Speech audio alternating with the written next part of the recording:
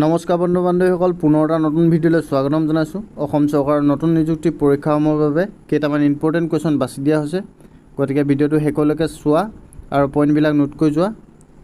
আজিৰ প্ৰথম কুৱেশ্যনটো হ'ল, ভাৰতৰ কোনটো পইণ্ট চীন সীমান্তৰ কাষতে অৱস্থিত? অপশ্যনকেইটাৰ ভিতৰত শুদ্ধ উত্তৰটো হ'ল জিলিপলা পাছ। ভাৰতৰ জিলিপলা পাছ চীন সীমান্তৰ কাষতে অৱস্থিত। নেক্সট কুৱেশ্যনটো হ'ল, কোনগৰাকী অসমীয়া মহিলাক প্ৰথম সংগীত নাটক একাডেমী বঁটা প্ৰদান কৰা হৈছিল? অপশ্যনকেইটাৰ ভিতৰত শুদ্ধ উত্তৰটো হ'ল অনুপমা ভট্টাচাৰ্যক প্ৰথম সংগীত নাটক একাডেমী বঁটা প্ৰদান কৰা হৈছিল। নেক্সট কুৱেশ্যনটো হ'ল, চিৰচেনেহী মোৰ ভাষা জননী দেশপ্ৰেমমূলক গীতটো কোনে লিখিছিল? অপশ্যনকেইটাৰ ভিতৰত শুদ্ধ উত্তৰটো হ'ল মিত্ৰদেৱ মহন্ত। মিত্ৰদেৱ মহন্তই চিৰচেনেহী মোৰ ভাষা জননী দেশপ্ৰেমমূলক গীতটো লিখিছিল। নেক্সট কুৱেশ্যনটো হ'ল, কমলাকান্ত ভট্টাচাৰ্য কি কবিৰূপে পৰিচিত? অপশ্যনকেইটাৰ ভিতৰত শুদ্ধ উত্তৰটো হ'ল কমলাকান্ত ভট্টাচাৰ্য অগ্নিকবিৰূপে পৰিচিত। নেক্সট কুৱেশ্যনটো হ'ল, আদিগ্ৰন্থ কোনে লিখিছিল? অপশ্যনকেইটাৰ ভিতৰত শুদ্ধ উত্তৰটো হ'ল গুৰু অৰ্জুন দেৱ। গুৰু অৰ্জুন দেৱে আদিগ্ৰন্থ লিখিছিল। Next question, the Assam Tribune. The Assam ট্ৰিবিউনৰ প্ৰতিষ্ঠাপক সম্পাদক কোন আছিল? অপশ্যনকেইটাৰ ভিতৰত শুদ্ধ উত্তৰটো হ'ল লক্ষ্মীনাথ ফুকন। নেক্সট কুৱেশ্যনটো হ'ল, শেৱালি কবি বুলি কাক জনা যায়? অপশ্যনত আছে দেৱকান্ত বৰুৱা, ৰত্নকান্ত বৰকাকতি, শৈলধৰ ৰাজখোৱা, আনন্দ চন্দ্ৰ বৰুৱা। অপশ্যনকেইটাৰ ভিতৰত শুদ্ধ উত্তৰটো হ'ল ৰত্নকান্ত বৰকাকতি। ৰত্নকান্ত বৰকাকতিক শেৱালি কবি বুলি জনা যায়।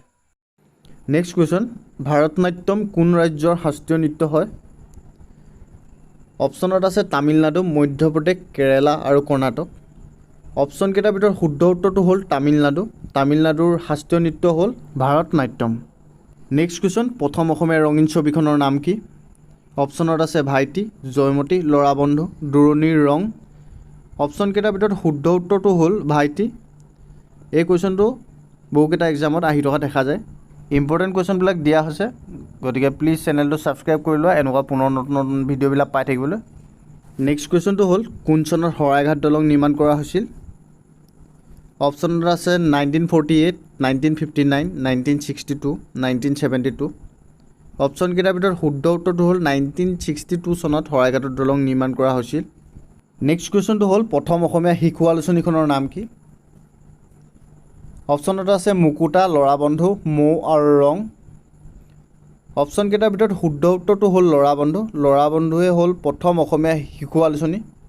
নেক্সট কুৱেশ্যনটো হ'ল, সত্যমেৱ জয়তে ক'ৰ পৰা লোৱা হৈছে?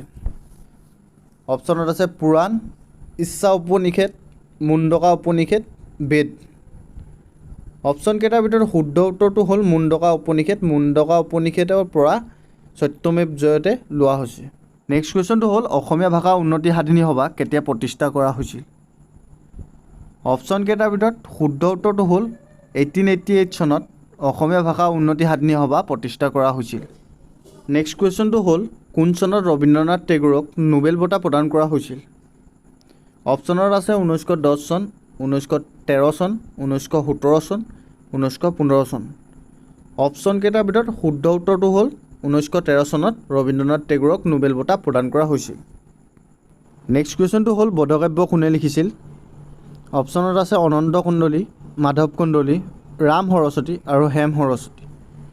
অপশ্যনকেইটাৰ ভিতৰত শুদ্ধ উত্তৰটো হ'ল ৰাম সৰস্বতীয়ে বধকাব্য লিখিছিল।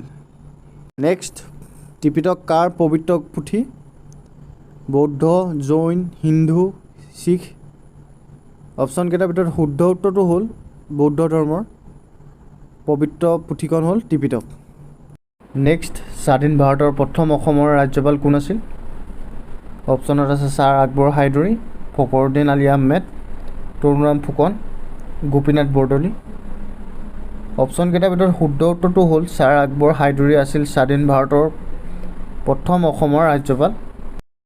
নেক্সট কুৱেশ্যন, মোৱামৰীয়া বিদ্ৰোহ কোন চনত হৈছিল? অপশ্যনকেইটা আছে 1769, 1765, 1786, 1768। অপশ্যনকেইটাৰ ভিতৰত শুদ্ধ উত্তৰটো হ'ল 1769 চনত মোৱামৰীয়া বিদ্ৰোহ সংঘটিত হৈছিল। নেক্সট কুৱেশ্যনটো হ'ল, কোন চনত মণিৰাম দেৱানক ফাঁচি দিয়া হৈছিল? অপশ্যনকেইটাৰ ভিতৰত শুদ্ধ উত্তৰটো হ'ল 1858 চনত মণিৰাম দেৱানক ফাঁচি দিয়া হৈছিল। যদি ভিডিঅ'টো ভাল লাগিলে লগৰ বন্ধু বান্ধৱীসকলৰ লগত ভিডিঅ'টো শ্বেয়াৰ কৰে আৰু সকলোৱে সামৰ্থ্য নাথাকিব পাৰে কিতাপ কিনিবলৈ, ভিডিঅ'টো শ্বেয়াৰ কৰিলে সকলোৱে পঢ়িবলৈ সুবিধা হ'ব। গতিকে ভিডিঅ'টো যিমান পৰা শ্বেয়াৰ কৰা আৰু চেনেলটো ছাবস্ক্ৰাইব কৰিব নাপাহৰিবা।